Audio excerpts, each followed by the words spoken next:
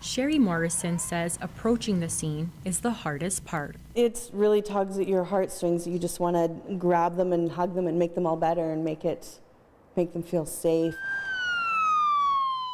And seeing these traumatic images on a regular basis takes its toll on paramedics like Morrison. Paramedics have the highest post-traumatic stress disorder and suicide rates among all first responders. More than 25% are diagnosed with PTSD. And since 2015, 3 paramedics in Saskatchewan committed suicide. That's according to the Temaconter Memorial Trust, a site created by a former paramedic who suffered from PTSD after attending a murder scene. So what is the province doing to curb those numbers? Recently, it has made changes to the Workers' Compensation Act that covers all forms of psychological injuries, which means it's presumed that injuries such as PTSD are work-related unless proven otherwise. Just because you have a psychological injury doesn't mean that we're going to deny that claim. We're going to treat it just like any other injury.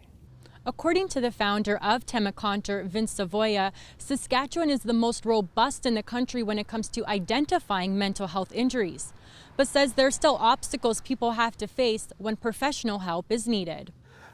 You walk in the emergency department with a mental health injury or a mental health illness, you may or may not get the appropriate care and support. And if you do get referred to a psychiatrist, it's not unusual to be waiting on a waiting list for sometimes up to a year. He says the province should provide more funding to mental health care in order to have shorter wait times when seeking a psychiatrist.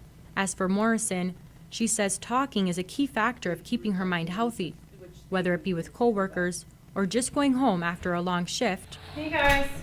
And being with family. Stephanie Villella, CTV News, Prince Albert.